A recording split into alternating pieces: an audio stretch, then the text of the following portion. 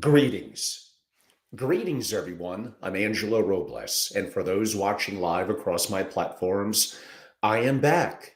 If you watched my earlier segments 1 and 2 earlier on the Complete AI Family Office Transformative Series, welcome back live this Sunday night. Most of the NFL games, except for Sunday night's game, are done. Unfortunately, my Giants, more sadly regarding Scatterboo, but you know that guy's going to be back. But you're not here to hear my commentary, I don't think, on the NFL. This is by far, I'm going to make streamers proud. By the time I finish this segment 3, a little break, then segment 4, probably 4 hours plus of content today, and by far the most I've ever done publicly relative to AI. And I did hint at my earlier ones today, which for now are up on my LinkedIn and at Family Office on YouTube. Yeah, it's helpful to watch sequentially, but you don't have to. Each of my 4 stand on their own. And this one, segment 3, is the most unique and special, especially from an investing perspective. And again, those that participate in my AI Masterclass November 5th and 6th, live immersive in New York City, get all of this and so much more. But on that note, since it is Sunday evening, we have a lot to cover, a little 20-minute break at most, and then back for segment 4. Why don't we begin? So as I noted, this is segment 3 of 4, done live today on a Sunday. What your competitors built while you were debating the 4-part expose. This is part 3, the Complete AI Family Office Transformative Series, and the most dynamic message among the 4 happening now. Really the 24/7 empire, why AI plus stablecoins equals unfair advantage. It's the infrastructure revolution that no one really understands, and it's a lot deeper than broadly just AI and stablecoins. All right, so forget everything you think you may know broadly about crypto. This isn't about Bitcoin going to 200K or Ethereum doing whatever Ethereum does. This isn't really about digital assets or Web3 or any of that, to some of you noise. What's actually happening right now, as we are in the latter stages of 2025, is the passage, and why this is so important, a little earlier this year, a couple of months back, of the Genius Act and the Market Structure Act in the United States. Really kind of just built the financial operating system really for this century. And they did it, if I may admit, rather cleverly, and in a way that I think that currently even sharp investors and family offices, not 99%, don't really understand it totally yet. It's way deeper than just crypto and stablecoins. Let me show you what actually happened, quote some incredible talent, and why it matters more than anything else happening in finance right now. If you get this as an allocator, investor, family office, SFO, MFO, it'll be huge. First of all, kudos to the great podcast led by Peter Diamandis and others called Moonshots, and Jordy Fisher, who does incredible writing, LinkedIn, and his platforms. Go to what they do and subscribe, because they do a great job discussing this. So the Genius Act, what actually happened? Well, here's what the Genius Act actually does.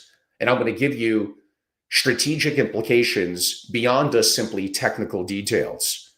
Kind of the United States government just said, we're going to make dollar-backed stablecoins, digital dollars backed by US Treasury bills, the official, this is the key part, the official payment rails of kind of the internet economy.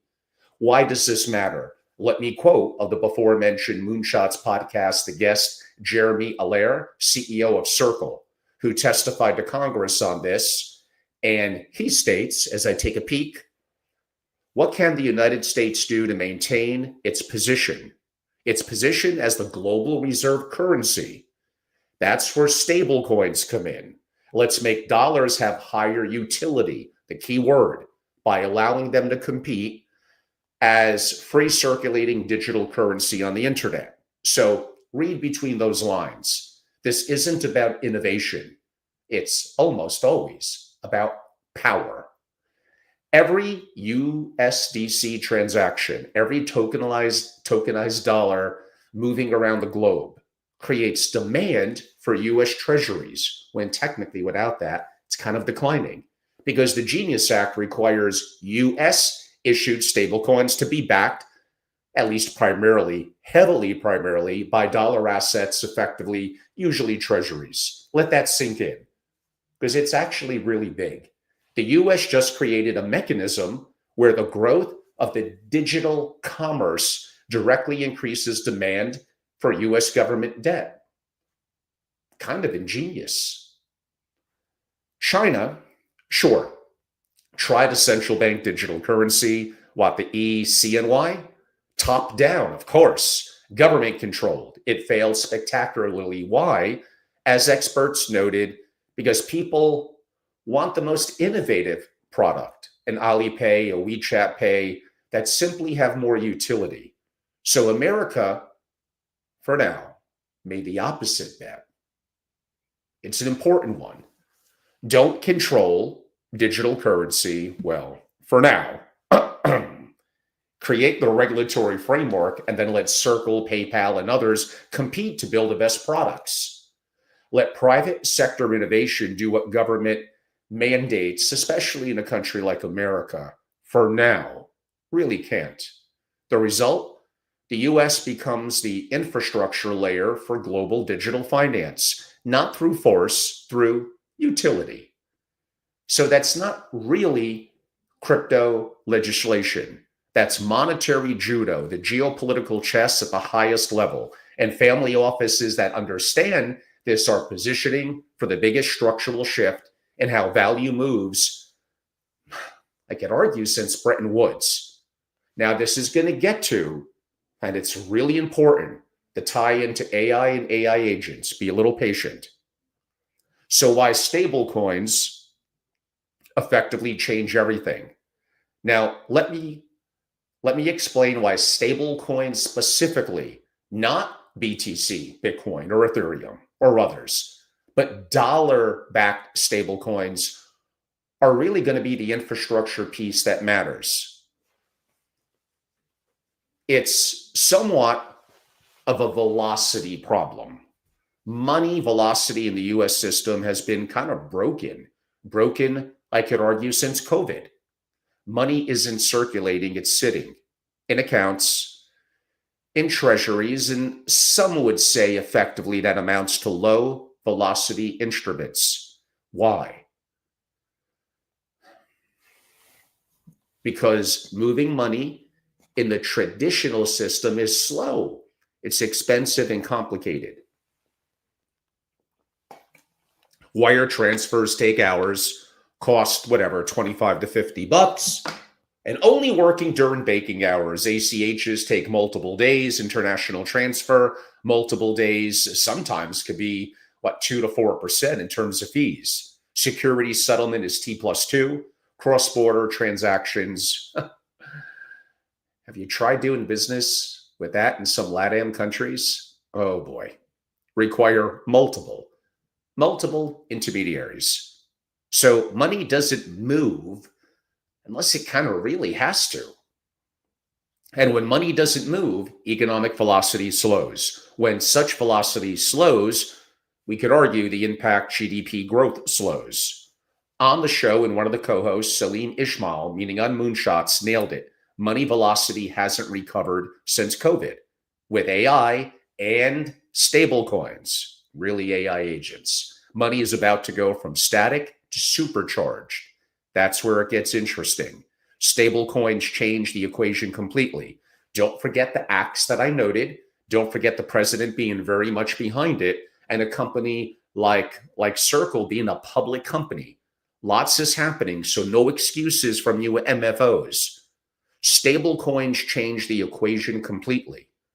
Transactions settle in seconds, not days. Costs could literally be like a hundredth of a penny to like whatever, like half a cent, 50 cents, not $25 to $50. Available key 24/7, 365, not banking hours. Globally by default, not limited by geography, and programmable. Now, we could do a deeper dive into that one day, not just transferable. Now, that last part, programmable, is what everyone misses. And I've been on Bitcoin, crypto, stable coins for years, well ahead of the others in the community. And I'm even more so 100x putting down on AI and what that's going to do. So stable coins aren't just faster money, they're smart money, money that can follow rules, money that can execute automatically key, and money that AI agents, I promised you I would come back to that, can control. So back to Jeremy Allaire on the Moonshots podcast. And again, co-founder, CEO of Circle, explaining the fundamental innovation here. And he states, is there a way to have full reserve payment system money separated from lending money? We could construct that on the internet. It's totally necessary, he states. He's describing something that never existed before. Payment money that's completely separate from credit money, money that moves instantly without any lending or fractional reserve banking. In the traditional system, every payment involves credit somewhere in that chain. When you wire money, banks effectively are extending credit to each other during settlement. When you use a credit card, you're borrowing. The entire system is interconnected. Webs of credit. Stable coins are different. They're bearer instruments. When you send 1 million USDC, you're actually transferring ownership of assets, not creating credit obligations. Settlement is final, instant, no counterparty risk. We could save that discussion for a conversation about sovereign risk beyond AI for family offices. I've done many of those before. We'll save that a little bit to the future. And no systemic risk. This is why the Market Structure Act was so critical. It created the legal framework to separate payment of stable coins from lending activities. It said these are things that should, and rightfully so, be regulated differently. Stay with me. This is a very important, and perhaps, again, I think the most important of the segments that I'm talking about, because for many of you, it's a fire hose and it's so new.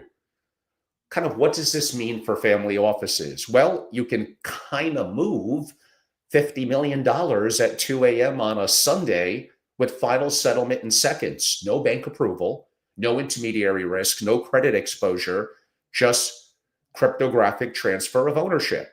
That's not incrementally better. I mean, that's just categorically different. So the 24/7, 365 empire, like I started with, AI, really with AI agents and stable coins. More broadly, blockchain, and it could get a little deeper than that, but let's keep it relatively straightforward. Smart contracts, etc. Now, here's where this becomes generally kind of explosive. Why? This is what almost nobody is really connecting. AI agents plus stable coins equals, again, 24/7, 365, autonomous if desired, economic engine that operates while your peers, competitors sleep. Let me paint a little bit more of a specific picture of what this could look like, because of course that usually helps. And there's gyration of thousands. I'm just randomly picking one out. The Asian market opportunity. It's 2 a.m. Eastern time. You're asleep. Your team is asleep. US markets are closed, but Asian markets aren't. A company you've been tracking, a Series B SaaS company in Singapore, just announced unexpected results. Revenue beat by 40%. A major enterprise customer signed. The stock is available on a tokenized securities platform. In the traditional system, you find out what? When your analyst gets in sometime in the morning, you discuss it maybe at the morning meeting at 10 a.m. You decide to move, you execute by the afternoon. But suppose by then the opportunity is gone. The stock is up 35%. With AI agents plus stablecoins, your AI agent monitoring Asian markets detects the announcement at 2:03 a.m. Again, 3 minutes after. It analyzes the news in, 4 seconds. Cross-references with your investment criteria, checks your available liquidity as structured within your AI agents, stable coins effectively in this example in your treasury, calculates position sizing based on your risk parameters, and executes because you set up the framework for such. Not that it's randomly doing this. A $2 million purchase using USDC. Settlement complete in effectively 30 seconds. The entire trade, literally, in my example, could have happened a minute later by 2:04 a.m. Eastern time.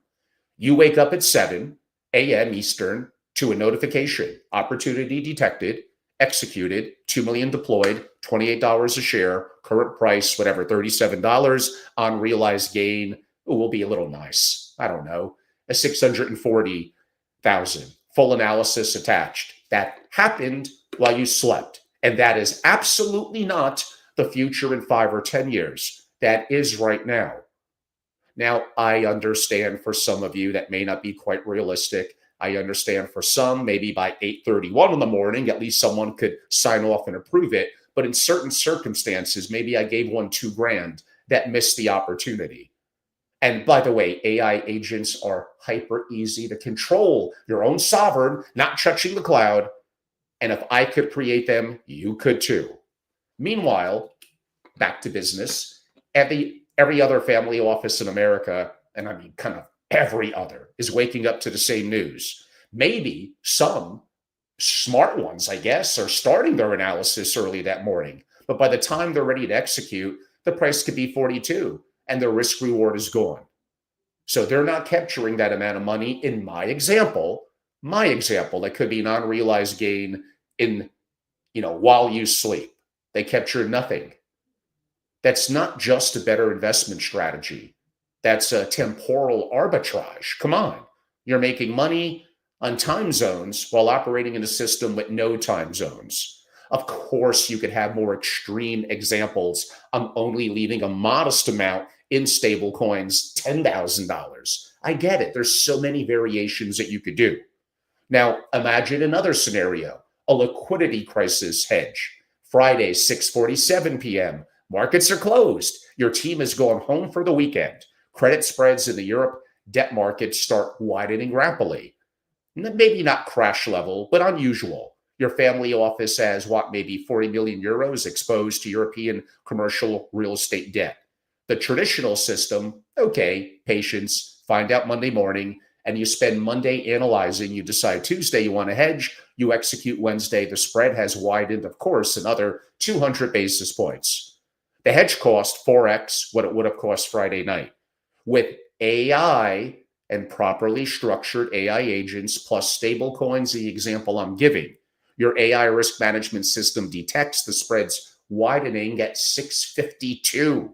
Minutes later, calculates the exposure, models potential scenarios, determines optimal hedge ratios, executes tokenized credit default swaps using USDC, completes hedging by 7:08 p.m.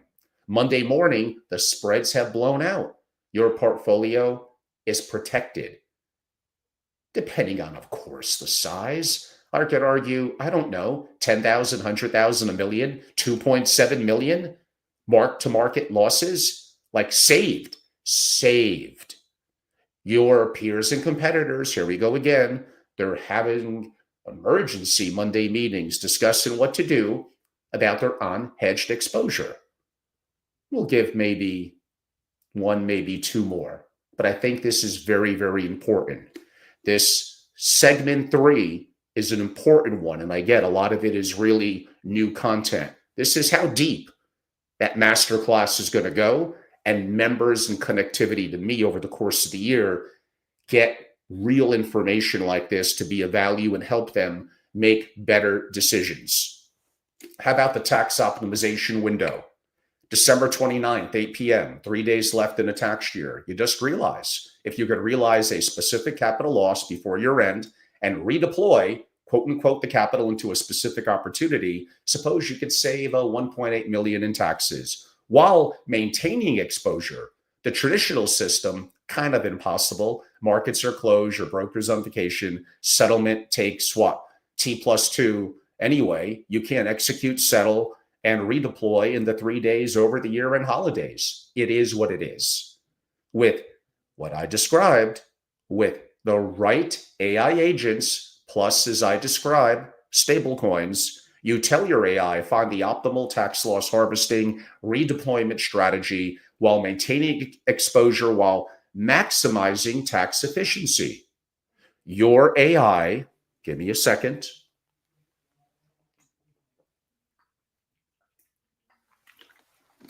identifies positions to liquidate. Doesn't all have to be, again, private deals. Finds equivalent exposure through tokenized assets, executes both sides of a trade. Everything settles instantly. Your exposure is maintained. Your tax loss is realized and completed, of course, by 8:45 p.m. on December 29th. Again, saving, I don't know. It depends. Maybe a little bit, maybe a lot, maybe millions in taxes because you're operating in a system with no true closing bell and instant, it's a key part, settlement. Now, Peter Diamandis, the main ringleader of the Great Moonshots podcast, described where this is heading. He's correct. And I did talk about this even 2 or 3 years ago, especially with some special crypto and other guests that I had on. He states, meaning Peter, contracts, payments, treasury governance agents, even robots, all on the blockchain, developing, he states, products and services and delivering them. He's describing an autonomous economic layer where AI agents are the economic actors, not tools, not assistants, but actual participants. Also on the show, Ishmael predicted that the velocity advantage, the velocity of those companies is going to be so explosive that I'm not sure any traditional corporation entity could compete. He's talking about companies. Now imagine the velocity advantage at the family office level. The family's operating with the right internal sovereign. You watched my segments 1 and 2, control your AI, don't bleed your IP, quote unquote, to the cloud. Operating with the right AI, sovereign AI agents, stable coins. And again, we could get to maybe some other forms of quote unquote crypto, but let's keep it relatively simple for now. We'll move so fast that traditional family offices, they just won't be able to compete, period. As a smaller MFO, even below 2 or 3 billion, this is an incredible opportunity with everything I'm talking about in all my segments for you to have a massive edge over larger, more bureaucratic organizations. So there's a tokenization multiplier. Let's talk a little bit about tokenization because this all ties together. Because this is the big one. This is where stablecoins become the payment rails for the biggest asset unlock in history. Effectively, we could even go into real world assets, RWA. So official estimate, 600 billion in tokenized assets by 2030. Really? Salam Ismail's response, I think that it's 100 times bigger. Because look at it, 120 trillion in global real estate, 100 trillion plus in equities, 13 trillion in treasuries, 12 trillion more in precious metals. It's all coming, he notes. So he's not exaggerating. Maybe he's being conservative because once the infrastructure exists, once you have stable coins for instant settlement, clear regulatory frameworks, you do. Established custody solutions, liquid secondary markets, then tokenized assets become the default, not the exception. And here's what matters for family offices specifically. I would almost look at it as the fractional liquidity play. So maybe revisited with stablecoins. You own a $50 million office building. You tokenize 20% of it. Now imagine you need 5 million for an opportunity. What's the traditional system?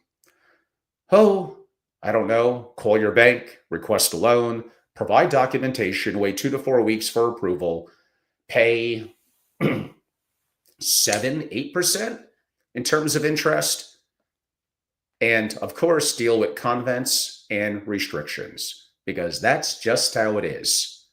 Now imagine this, and no, we're not looking in the future.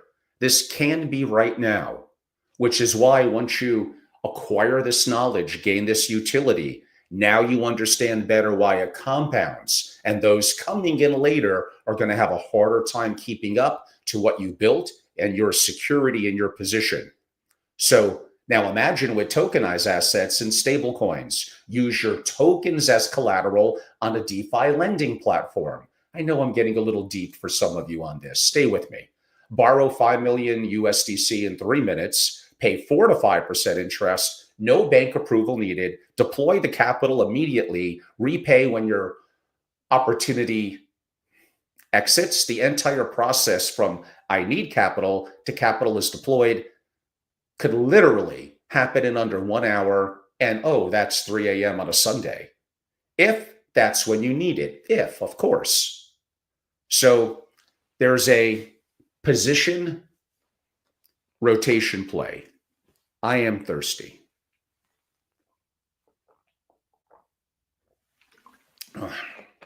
You have 100 million in private equity. I hope you're really enjoying some of this, I think, great content. Certainly one, who else in the family office world is talking about this? And then imagine being immersed and learning about this and meeting the incredible families actually doing it at my masterclass. You have 100 million in private equity locked up. You see a public market opportunity that's extremely time sensitive. In a traditional system, I mean, you could be kind of stuck. That PE is illiquid because you can't access it. But with tokenized PE plus stablecoins, sell 10% of your tokenized PE position, receive USDC, aka stablecoins, instantly.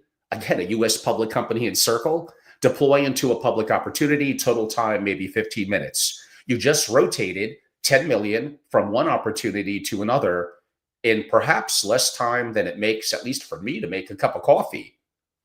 Your competitor, your peers, whatever you want to call them, with non-tokenized PE, the vast majority, they're making phone calls trying to find secondary buyers who might take a position at what, a 30% discount in 60, 90 days.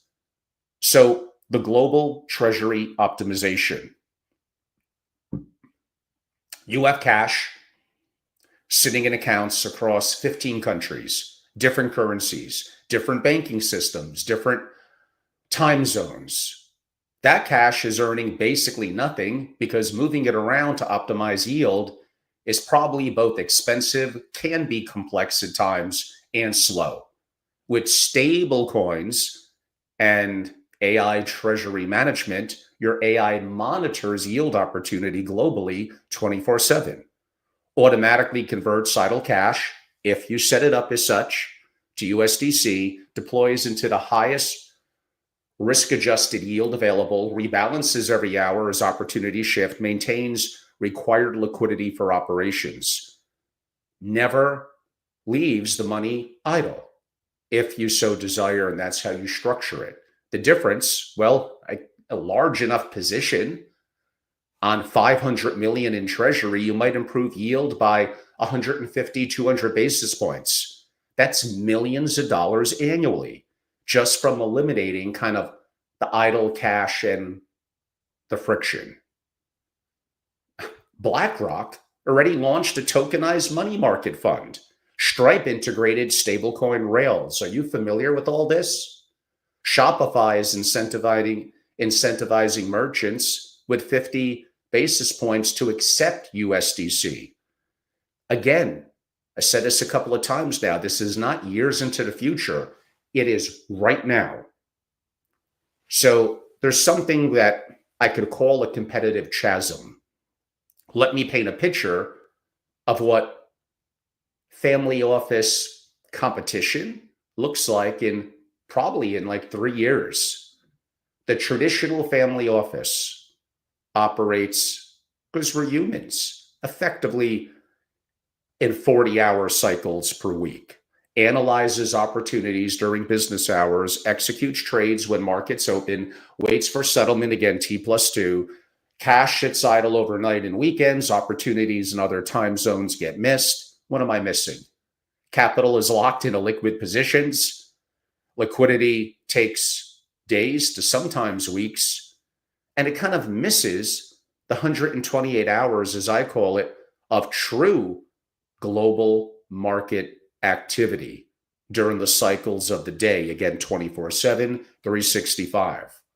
But now, and this does work right now, AI agents plus stablecoins, a more centric future forward family office operates 168 hours per week because of the machines. AI monitors opportunity continuously across time zones, executes trades 24/7 with instant settlement, no settlement delay, ownership transfers in seconds. Every dollar earning yield every hour, captures opportunities in any market, any time zone, liquidity available against tokenized positions instantly.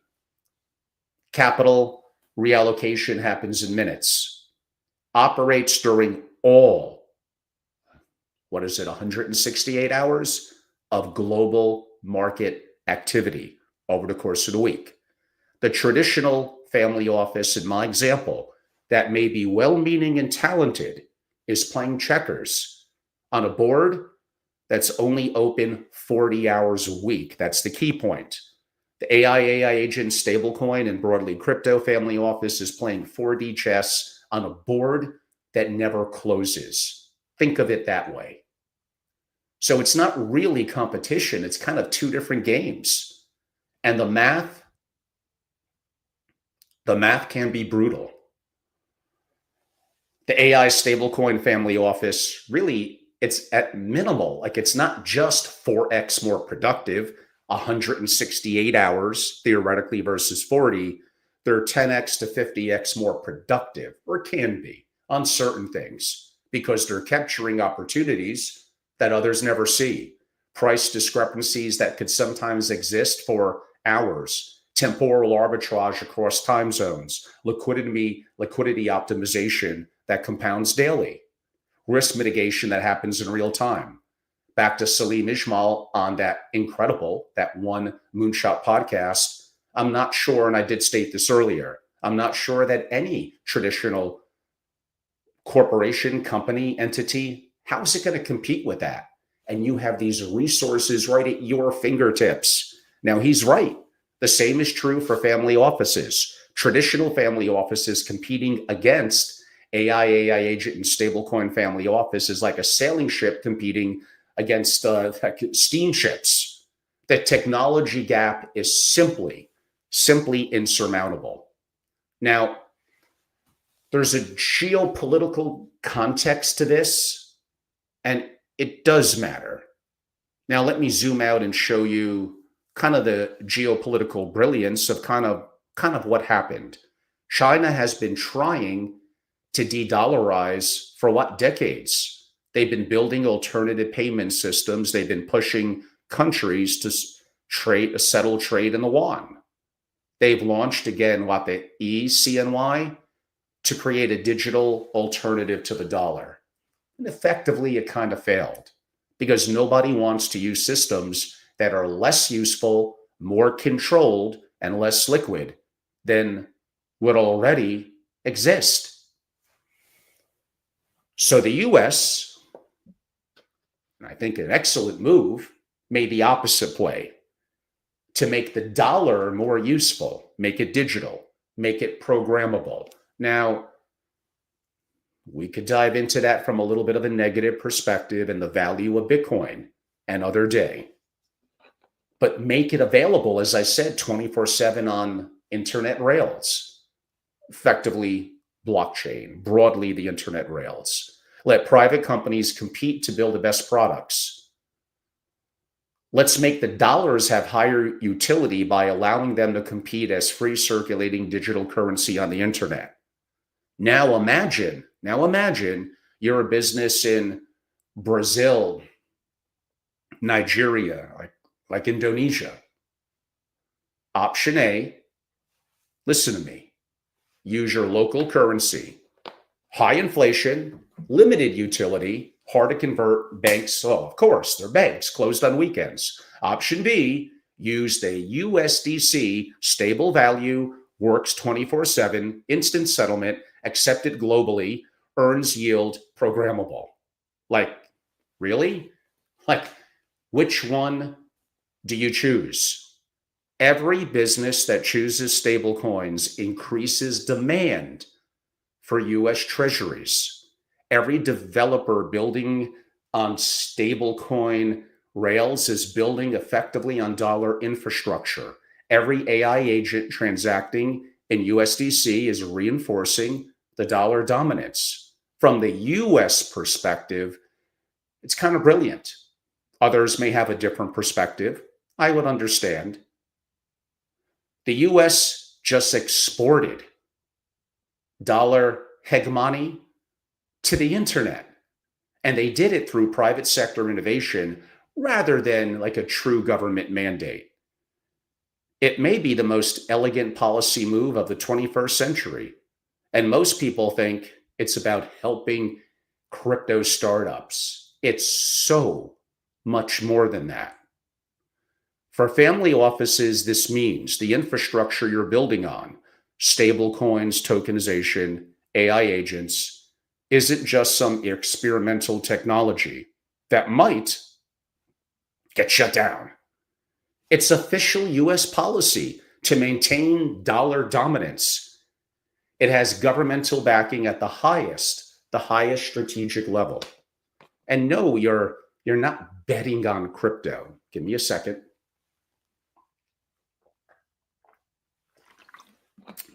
You're betting on the United States maintaining its position as the global financial superpower.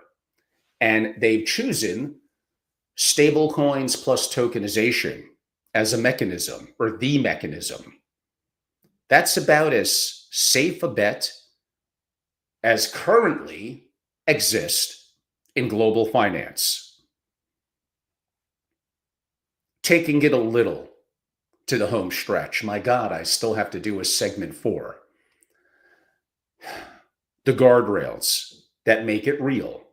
Now, all of this only works because of the guardrails of the Market Structure Act here in the US. It's critical. The act specifically bans commercial banks from using deposit-backed stablecoins, preventing kind of a 2008 style leverage, I guess we could call it. Requires radical transparency, daily reserve reporting, by the way, establishes clear rules for staking, DeFi, and tokenized securities, separates, kind of an important one, separates money from credit, meaning full reserve payments versus fractional reserve lending. On that Moonshots podcast, like probably the best podcast of the year, that one specific episode, Jeremy Allaire emphasizes why this matters. Is there a way, he states, to have full reserve payment systems separated from lending money? We could construct them, he notes, on the internet. It's totally necessary. So without these guardrails, stablecoins would be another systemic risk waiting to happen. Yes. With them, stablecoins becomes the safest, most transparent, at least with USDC, form of digital money, well, I don't know, ever created? Daily reserve reporting. Again, daily reserve reporting means that you can verify at any moment that every USDC, I didn't state other ones, but USDC is backed by real, backed by a real dollars in reserves. Just try getting that transparency from a bank. You're not. Separation of payments from lending means stablecoins can't create systemic leverage. I mean, again, I did state this earlier. I don't know, maybe you watch this in the future and things change. For now, they're bearer assets, not credit instruments. This is why institutional adoption is accelerating. That's why Microsoft is signing power purchase agreements. Are you on top of this? With on-chain settlements in view. It's why 401ks now allow crypto exposure. The guardrails are what makes it institutional grade. Now, there is something that I guess I would call an implementation reality. And let me be clear.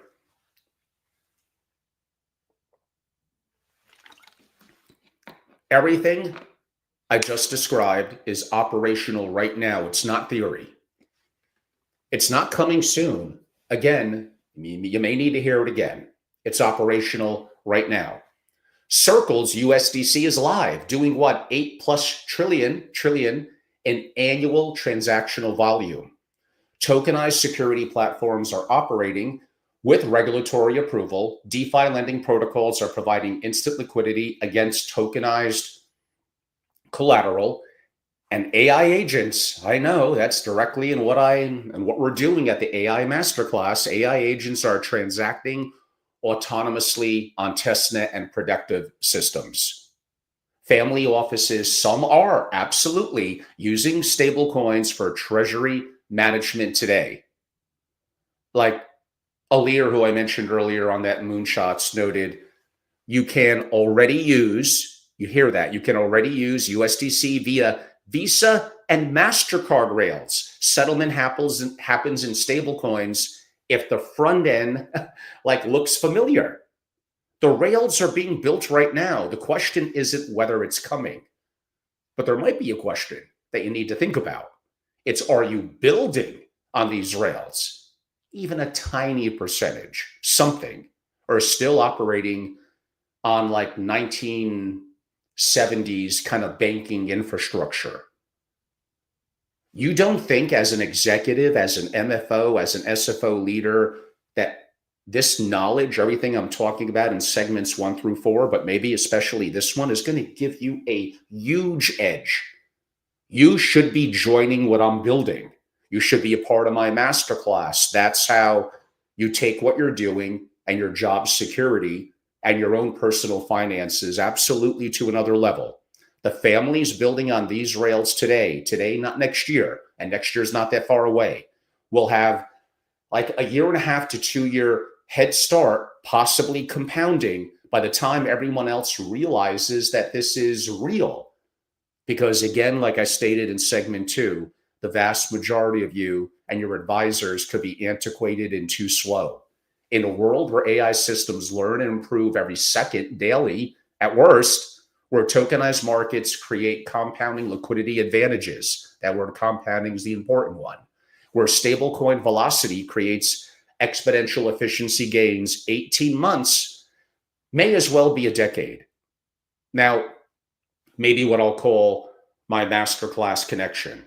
This is exactly what I'm going to show you, and the experts and people that you're going to meet and peers being a part of really my AI Family Office Masterclass, but AI Masterclass in New York, immersive, 2 days, November 5th and 6th, maybe even a dinner the night before. How about that? Not just stablecoins are interesting or AI has potential, but the specific architecture for building AI agents that transact autonomously using stablecoins. Not that you may not need some AI engineering help and do that more systematically. We're going to talk about that in segment 4. Setting up treasury management systems that operate 24/7, implementing tokenization for your liquid assets, at least learning about it and getting the framework mentally thought through and knowing what steps you have to do after you leave the masterclass, creating security protocols that could prevent catastrophic failures, designing a 24/7 operational framework, capturing what I call temporal arbitrage, and learning how to build positions in tokenized markets while it's still kind of an inefficient market. And imagine being introduced to families and instructors and leaders that are doing this, ones that have that head start, that are competing, that are operating on that 168 hours per week, while their peers, competitors are a hell of a lot less, even if more than 40. Because it's not theoretical, it's operational. And that gap compounds and is widening every day. So 10 families are going to be there November 5th and 6th in New York. The families who understand that AI plus AI agents, stablecoins, and tokenization are going to equal 24/7 autonomous economic engine that will dominate for a long time to come. The world is changing. The families who think that this is interesting, but will wait, will spend a long time getting the mental framework, the experiences, the mindset, and the compounding advantages. I can't say it's impossible. It's going to be much harder for them to catch up. So in talking a little bit, maybe a bridge into my upcoming segment 4, I could give you a hard truth that no one is really stating. Just because you understand the opportunity doesn't mean that you'll always execute successfully.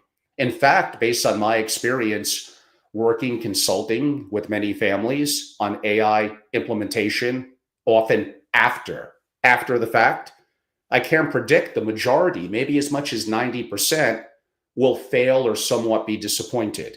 Not because the technology doesn't work, definitely not because the opportunity isn't real, because you're going to make predictable, avoidable mistakes that can cause your implementation to be derailed or collapse.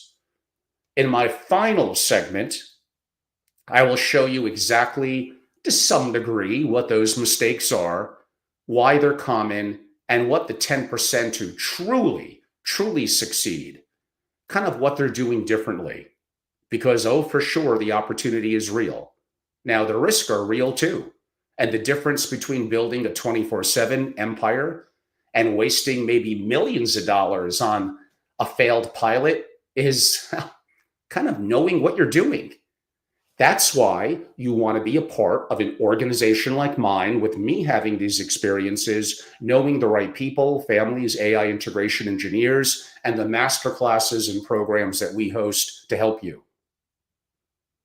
Let me show you how to be in that top 10% and doing it right and dominate, versus like the majority, if not outright fail at it, they're definitely not, because I've seen it after the fact. They are definitely not optimizing. That's for sure. Well, I hope you're all enjoying, if watching this live, your Sunday. If you watch football, great. I enjoyed some afternoon action, a little bit of a workout, good dinner, a cigar, but I'm here to provide further live content. So Eastern time, we are almost 8:30 p.m. I did promise I would do live these 4 segments today, and I'm going to miss some Sunday night football because of you all, but I'll get some of the second half. What I'm going to do now is take about a 15-20 minute break. I'm going to come back. So it's going to be a new announcement on YouTube, LinkedIn, live, jump on in. It would help to watch the segments 1, 2, 3, and then 4. But in theory, each one stands out on their own and is valuable. What I'm not going to guarantee is how long I'm going to leave them up on LinkedIn and or YouTube. Maybe on Wednesday, I take it off LinkedIn and I make it unlisted and only share the specific link with my members. They're also going to get a special write-up, a special invitation to be a part of the masterclass, and further integration, how all of this could be incredibly valuable from at least a knowledge perspective. At least understand what your options are, and then it's yes or no. And I understand my masterclass is not inexpensive, and even my membership. You get what you pay for. If you feel that going to random family office events and even being a part of some programs that you're getting this level of intellectual rigor and a lot that I do on private trust companies, family office structure, taxation issues, family governance, amazing programs, very high ratio of families, incredible settings, opportunity to meet incredible peers, and some level of hands-on 24/7 access to me and deeper intellectual rigor. And I'm not saying I do everything the best. I think Family Office Exchange does some things very good. I think IPI and some others do some things very good. They are not with it on the things that I'm talking about. And some of the areas where I have some very specific knowledge and strength, it just is what it is. We can't be great at everything. So I hope you enjoyed this segment 3. It was definitely different and unique. And yes, these things are real and happening right now. Give me a couple of minute break, 15 or 20 minutes. I'll come back and we'll do a 1 hour, give or take a couple of minutes, segment 4 to wrap things up. And again, I hope you're enjoying this. You could go to angelorobles.com. You could become a member. You could jump into that November 5th and 6th masterclass. What an edge you're going to get by the end of the year. I just don't see how you can't. Whether you're a family, an SFO, an MFO, a financial advisor, someone who services the community, the knowledge edge you're going to get, the people you're going to meet, and the opportunities for you to take action are just going to be incredible. Now, I did note in my prior segments, there was a bit of an issue on my website, especially more so on corporate servers with Cisco and other hardcore firewalls. Most of the world, it's good. On mobile devices, it's almost always good. But if some of you are getting something where you can't log on, and any of you could either DM me, especially on LinkedIn, where I'm probably most active specifically with DMs, you could email me, angelo@angelorobles.com, because we want to get you into membership and or the masterclasses. Why not both? And any of you could always text me, and I'm happy to share information via that as well at 203-570-2898. On that note, let me get some tea, give me 15 or 20 minutes, and I'm going to come back and rock that segment 4. Thank you.